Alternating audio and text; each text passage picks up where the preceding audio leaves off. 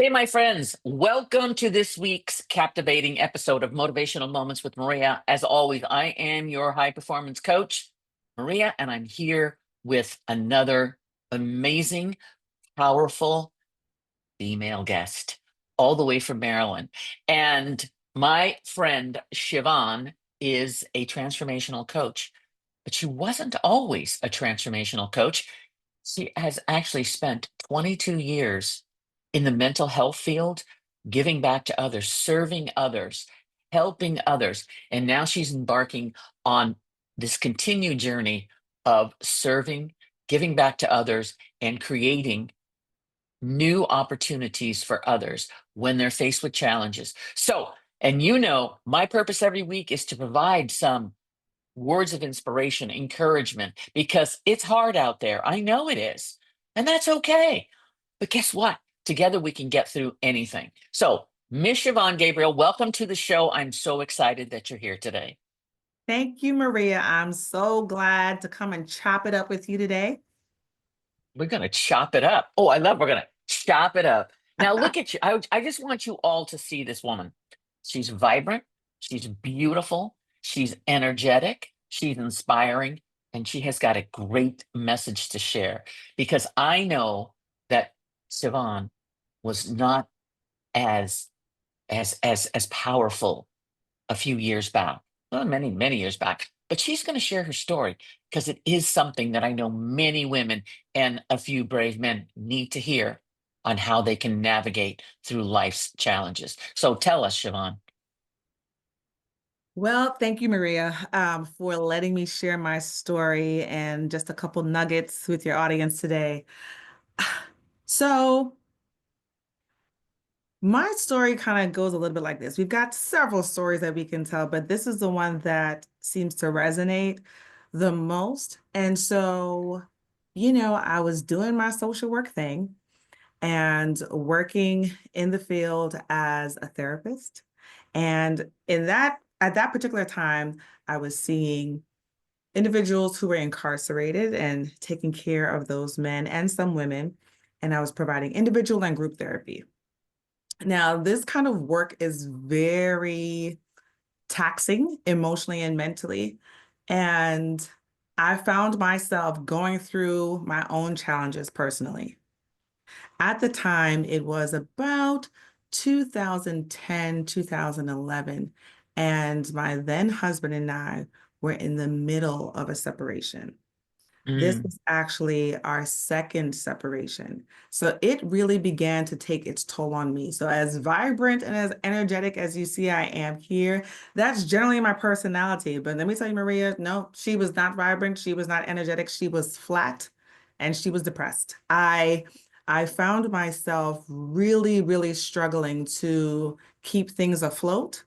And I didn't know how I was just going to get through this season because who gets married to go through a separation, right? I was in my that's not the plan. That's not not the not at plan. all. I was in my 20s and I thought that that's all I was waiting on for life to get started. Definitely naive, definitely green, and just I had these ideas about what life would be like on the other side of I do. And I'm not sure that I really knew what to expect or how to prepare or how to even deal with the hardship when it came. And so, right about 2011, in the midst of that separation, things got even more challenging and complicated. I found myself pregnant for my then husband. And, these things happen when you're trying to work it out and you're trying to figure things Hmm. out. So you're doing the counseling and I'm going to therapy and we're talking a little here and we're talking a little there. And now this happened is that our anniversary came around and we didn't know, do you celebrate? Do you not? And so You we celebrated. celebrated. We celebrated.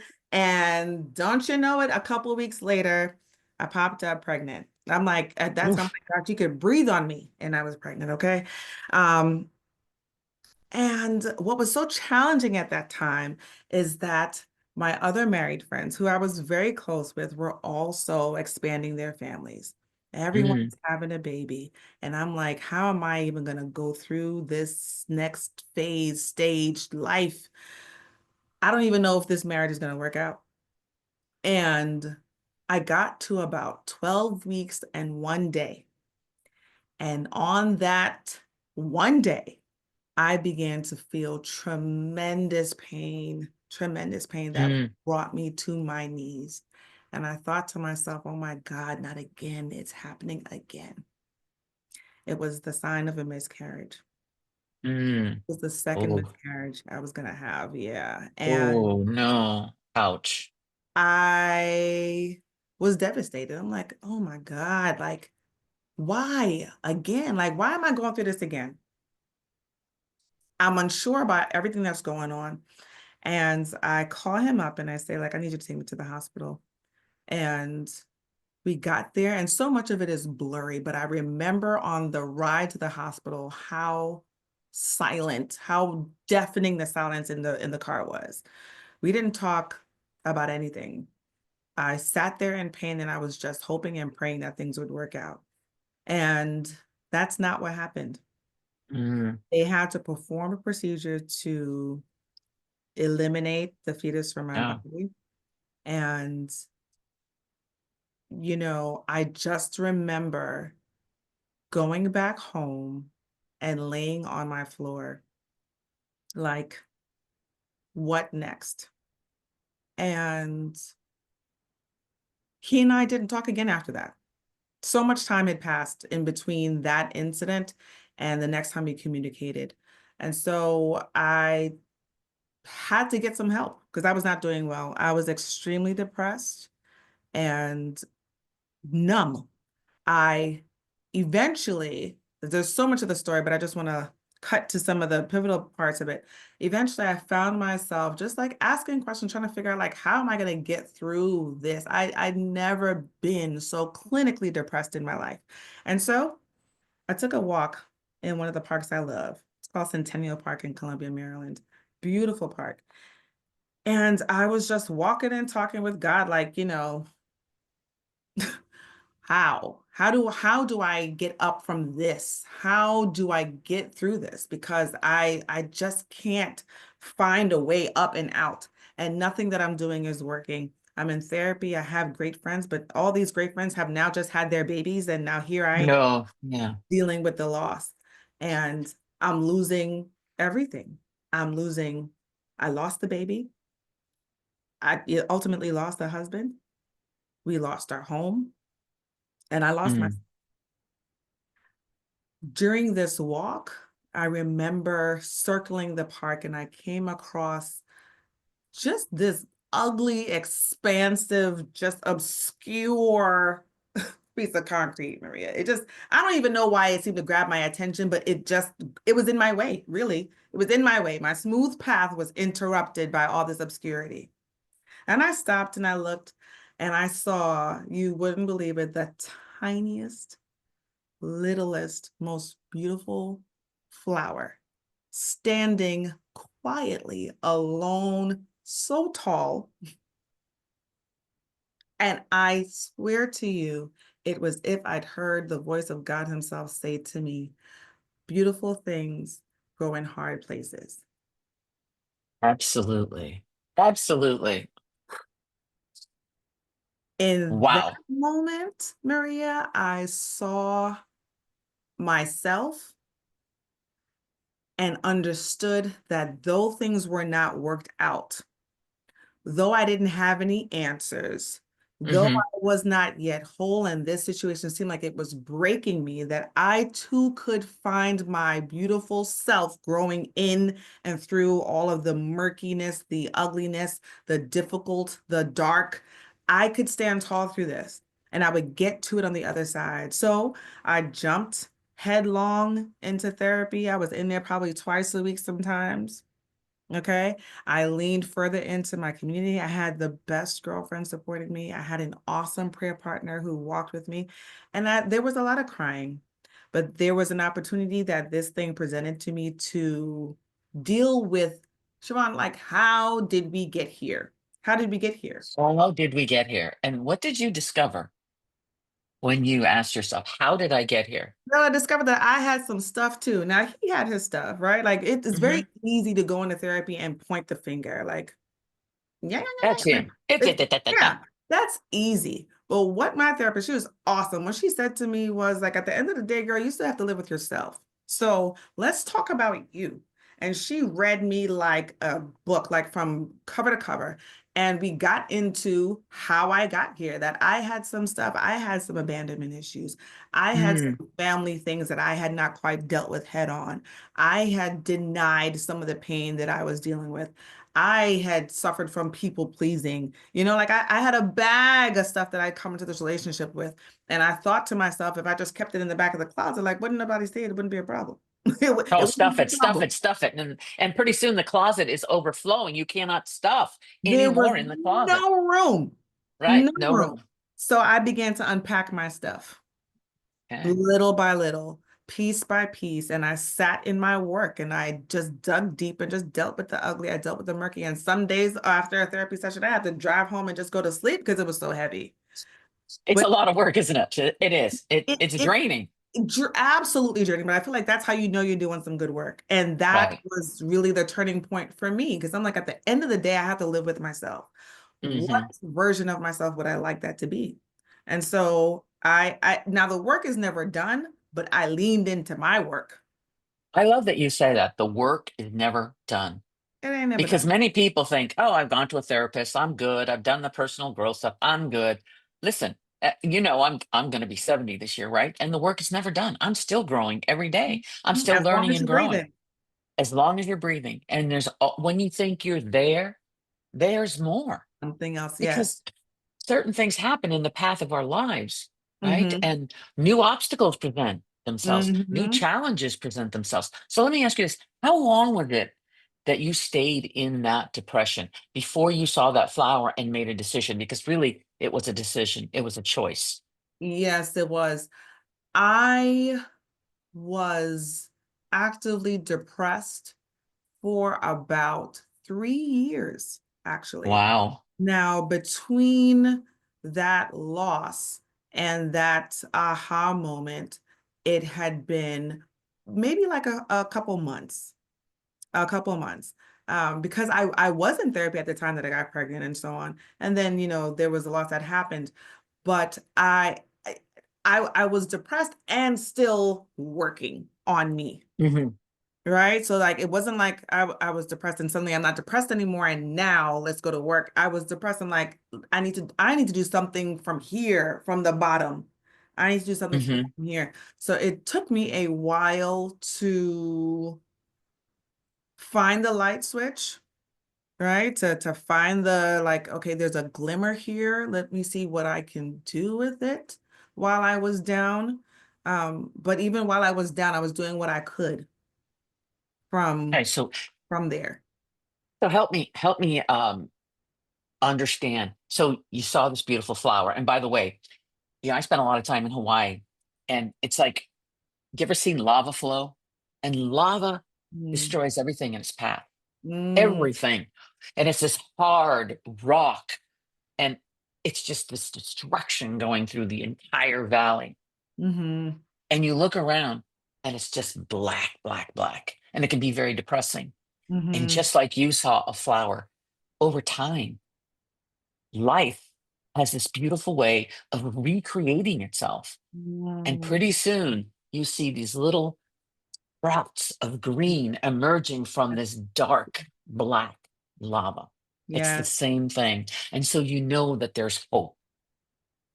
There's absolute hope. So I love that you did. And but what did you do? I know you were in therapy, but you obviously did some other things to Mm-hmm. work on yourself. What did you do? Share with people what you did.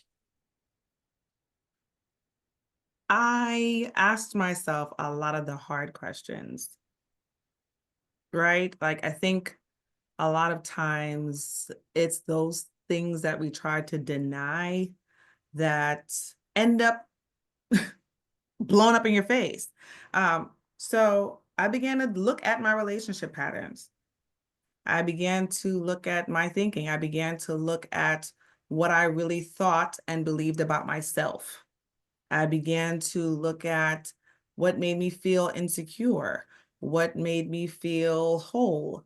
I began to look at the hurts in my life, Mm, the things that had happened that I hadn't quite dealt with head on. I began to share the secrets. That'll do it too. I began to share the secrets and like just talking about the things like the why, the root issues. yes, So the roots. there's a surface stuff like, oh, you have a pattern, you like a certain type of guy. Okay, but then why do you like a certain type? Why? Like I can what's totally underneath? relate. What's Yeah, what's driving that? Right? So there's who he is and there's who you are, because the only common denominator in all of this stuff is going to be you. So I hmm began to ask myself those hard questions. And I also began to accept help. For me, And that's really difficult, isn't it? Isn't it? I for believe that me, more women need to ask for help. I had a really had and still have a hard time. Let me say that all the way true. Like I have had and still continue to have a hard time asking for and receiving help and support. hmm Um, I think sometimes pride gets in the way. So it was also a process of being able to be on the receiving end because by hmm nature of the work that I do, it's heavy on the give, give, give, give, give. Correct. It's not so Correct. heavy on the receiving end. So I really had to reposition myself to accept that I needed help and accept that I could also receive it and it was okay and that people could hmm accept it. Um, I also had to be really intentional, like learning mindfulness was a huge tool that I had to incorporate into my life about learning just how to be present in the moment and recognizing though I can unpack the past, it's also helpful, beneficial, and healthy to learn how to just be right here, right now, and not obsess about the future and what if and how will I and so on. I had or when this, Mhm. all the time. I'm telling you. All the things. Mhm. I also got very intentional about my community, my village support. That was So crucial. important, isn't it? That was crucial. Even while I was depressed, Maria, I still stayed connected. I was by myself a lot, but I was hmm also intentional, and my girlfriends were intentional about keeping me connected to the things that I did love, even if they didn't feel good at the time. hmm So they kept Right. me in community. Some of the things I think it's very easy when we are feeling down or confused or anxious to withdraw from the things that feed us really well and nourish us and get us back to life. And I think that's the time that you actually need to be more intentional about doing those things, about going outside, about connecting with people, even if you feel like you have nothing to contribute to the space. Be in the space, right? Just engage, just be there. And I think it takes some really grounded, great friends. If all we need is one or two of them to understand where we are and walk with us, not to fix it, because who can fix it for you? Nobody can fix it. Nobody can. Nobody can. You have to do that work on your Yeah. own. You have to But do it yourself. I mean, yeah, yeah, but having that community really, it's really helps. everything. Yeah, And it's I like everything. you. I never asked for help. Yeah. Ever asked for help. And then one time, well, there were several times, I finally, you know what? It's okay. You can ask for help. And Mm-hmm. and people showed up, and I'm like, wow, is this what it's like? And I received it, Yeah. just like you received it. Yeah. But I love the fact that you have to be intentional, especially with your tribe. I know that I'm extremely intentional about staying connected with the people that are important to me. And Yeah. when people say, I don't have time, that is such an excuse. Yeah. Such an excuse. I don't have time. We all find time for the things that we deem important to us, right? Right. Yeah. Right. And staying connected with your community is so important. Mm-hmm. It really is. So now you went through this journey and you learned so much about yourself and you began to realize that you have value, your self-esteem became so much better. You really cared about yourself Mm-hmm. and you really had to tackle and unpack your belief system because it Yeah. really stems down to our the beliefs that we have about ourselves Mm-hmm. and where that came from. And that's years in the making, yes? Yeah. Yeah. Years in the making. And you look at it and you go, oh, now I can connect that. I can connect the dots and see why I'm Right. attracted to certain people, why I continue to have patterns because the patterns show up, don't they? Yep. Absolutely. Yeah. Yeah. Yeah. So now you are on a charge in life to serve and give others as a transformational coach, Mhm, right? mhm. And you serve, what is your target audience that you serve? Okay, yeah. I through that experience, though I had always been in the mental health field and doing Hmm. therapy individually and group wise, I founded the Mosaic Refinery.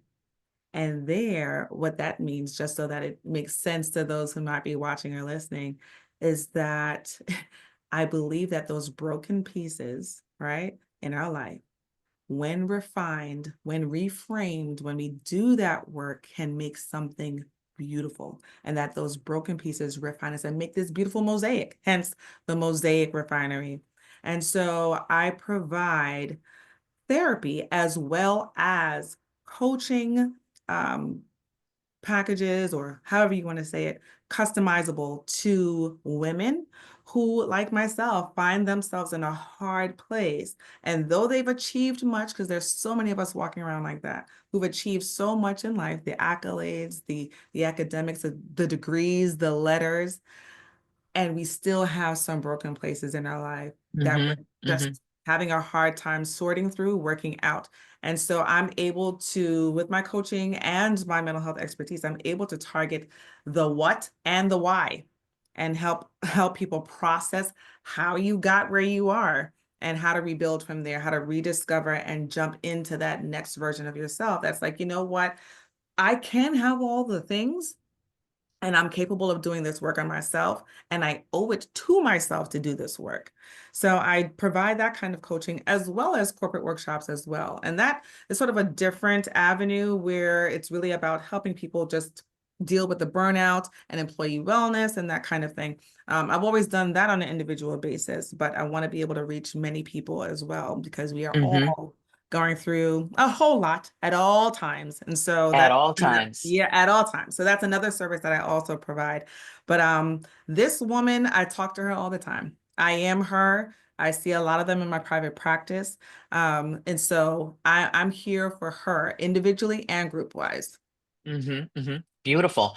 And you talked about the mosaic. I love that because I was watching this program the other night, and the gentleman, he did pottery, and his partner knocked down this beautiful vase and Mm, it crumbled into pieces. So she was devastated, and he just, so was he. You could tell he was as well. Well, what she did is she picked up all the pieces, stuck them in her purse, and then for Christmas, she had put them all back together with the gold inlays in there. And it was the most beautiful, yeah. beautiful piece of work. And it was like their relationship Hmm. and the beauty of their relationship. And you can have so many broken pieces, but through those broken pieces, you can create a work of art. That can be more beautiful than it was before. And it was absolutely more beautiful. And it Mm-hmm. just cemented, if you will, the relationship to an even deeper level. Yeah. I said, "Oh, there's a message there." Yes, I there is. love that. Yes, I love that. It was really powerful. I went, "Oh, I Yeah, didn't I the didn't know how word she was going to slipped get it." my mind, but I believe like in Japanese, like that's it's called a certain thing, that practice of putting it together after the fact with the gold.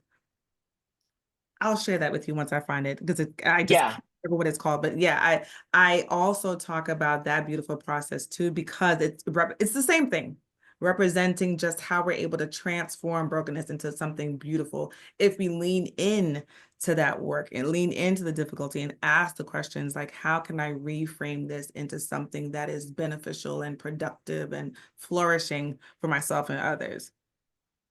I love this work. It's I know it. I do too. And I feel you when you say, because I do, in my practice too, my coaching practice, you're giving so much of yourself. Hmm. And sometimes at the end of the day, you're just full of Hmm. so many thoughts and you're drained. And my cup Hmm. sometimes gets empty. Yeah. And the importance of refueling and refilling your own cup is so Mhm. important for Mhm. everyone out there listening. You need to refill your Yes. cup, Yes. because you're an empty cup. can't give to anyone. Right. Right. And the work you're doing is so important. The work that we do is so important. Mm-hmm. And if we can make a difference for someone and allow them to see, just to see for themselves, that everything they do in life is a choice, isn't it? Yep. Absolutely. And we talk about choices a lot. Absolutely. I can choose to go east or I can choose to go west. Now, me, Mhm. I'm a rebel. I'm always going to go the opposite way of everyone else. That's just who I am. And Yeah. I'm sure you probably are too, to some extent.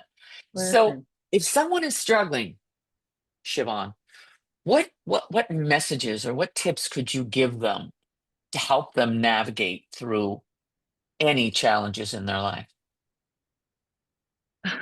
I would say let's start with acknowledging how you feel, right? I think sometimes we rush too quickly to get to the other side. And I think when we do that, it has a way of we don't get to fully deal with whatever has happened. So I say it's like a process of reframing. Let's acknowledge what has happened. Let's acknowledge what its impact has been on me and my life, right? And then we want to say, okay, now what opportunities are available in this situation? Like, what can I learn from this? Hmm. How can I learn anything from this? Is there anything that I can take that's going to help propel me forward? Where did things go wrong? Where did things go awry? Just asking the questions, but like really talking through the process, perhaps with a trusted friend and or a therapist and or coach, right? And going through that. And then deciding, making a choice, because we all have them to make, making a choice about, okay, now what story do I want to tell myself about what's happened here? What do I want to tell myself? Like what has happened here? Is there another way that I can look at this? Is there any positive outcome that is possible from whatever has gone awry? Hmm. The last thing I would say or do is I would figure out what is one or two things that I can do to take some kind of action, some kind of new commitment to myself that is going to create some traction toward the direction that I want to go in. Hmm. And I Absolutely. say that that last piece is crucial and important to me because I think too often we vent and then we just kind of move on. But like, what's the next step? Like, what are we doing now that we've vented? What's the plan? And like, Right. I'm here for venting, but vent with a purpose. Let there be some let there be some purpose. Like, what's the plan? Now, if all you want to do is vent, okay, say so. But if you're looking for there to be I'm trying to move from point A to point B. I think that committing to some kind of action and accountability on that action is going to be crucial for anyone who's going through some difficult place and trying to figure out like how do I move from this place to the next place? Yeah, that's beautiful. And I love the way you said that because I call that the gates of change. You see, you have to go through some gates of change. You have to go through, you just have to be aware, right? First is you got to be aware of what's going on. And Mm-hmm. then you have to accept or be responsible, take accountability for what's Yes. happening, right? Yeah. Yes. And then you accept accountability, awareness. And then, as you said, you have to take some action. Yep. If Something. you want to, something, you can't sit still and expect that the world around you is going to change. Change Mm-hmm. comes from within. Mm-hmm. Mm-hmm. Absolutely comes from within. You have to be willing to accept that and move forward. Because Mm-hmm. if not, where are you going to be? Yeah. Yeah. I also resist the cliche that says like time heals all wounds. Not true. What you do with that No. time is what can heal those wounds. Yeah. It Well, won't just be you know what? That's the great. passing That's of great. time. Because we all feel, I mean, there are things in our lives that are always going to hurt, no Mm-hmm. matter what. But I am so much more equipped as you are to know that if that surfaces again, Yes. I know what action I need to take. I And have I to. need to understand what triggered it, right? Yeah. Yeah. And once I know that, I can take the appropriate action and Mm-hmm. pivot. Mm-hmm. I can shift my Mm-hmm. mindset, change my thoughts, get rid of the automatic negative thoughts, the ants, as I call them. Mm-hmm. We Mm-hmm. we have, and that is what this whole coaching, personal growth, personal development journey is about, is that continuous improvement, if you will, Mm-hmm. in ourselves. Yeah. Not everyone else around, but ourselves. Mm-hmm. And then as we take care of ourselves, we can give so much to others, Yes. Yes. so Yes. Yes. much more. Yeah, so much more. Yes. Is there any other message that you would love to leave with these people before I ask you my closing question? That thing that you are wondering about, or you rehearse or dream or think about quietly to yourself that you don't share with other people, you do deserve it. You deserve it. It is possible. You can have it. Will it be hard? Yes. Will there be Yes. challenges? Most certainly.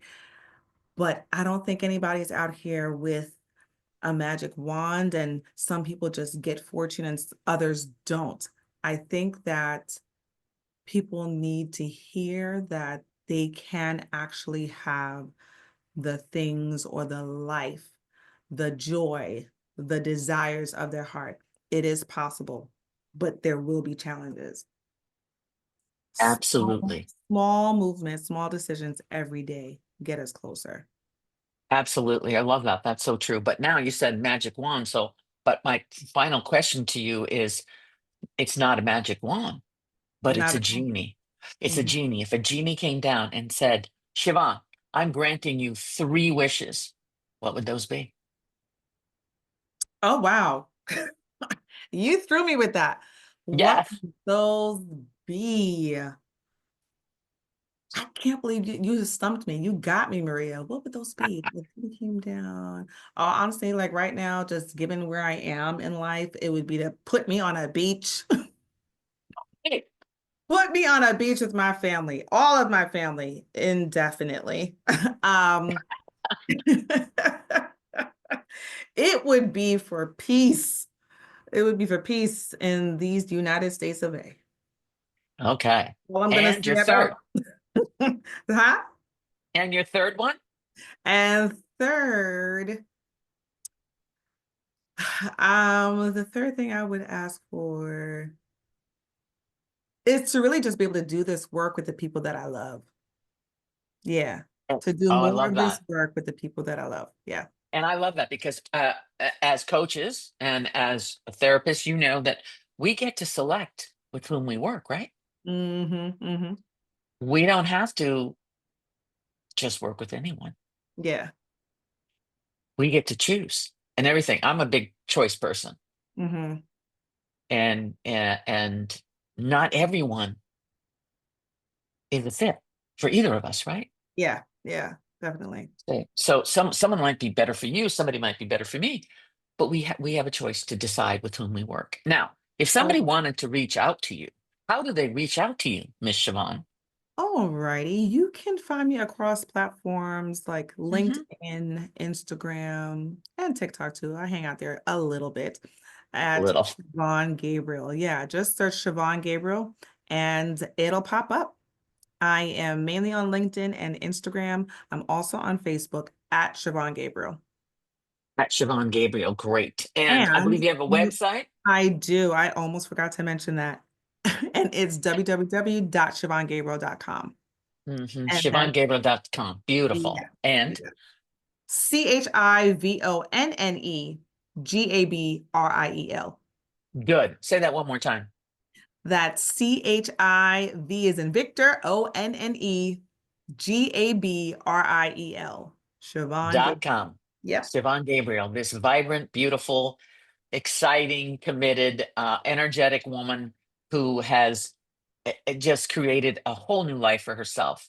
So you can go from the darkness, you can grow a new flower, you can bud and you can enjoy life to its fullest. And Absolutely. even though we are in challenging times, you're still smiling. I'm still smiling. We're getting up every day. Now, for those listeners out there, I know that you know someone that needs to hear this story, this message, because we're all struggling at some point in our life. You need to hear this message. So go ahead, hit the share button. Go ahead, make sure you subscribe to our YouTube channel, my YouTube channel, Maria Bradfield, so you can continue to receive messages of hope, inspiration, motivation every week. So until next week, my friends, thank you, Miss Chivonne. And for those of you, stay focused, stay positive, always have fun. And no matter what you choose to be, do, or have, do it with passion. I'll talk to you guys next week. Thanks again, Chivonne. Thanks, Maria.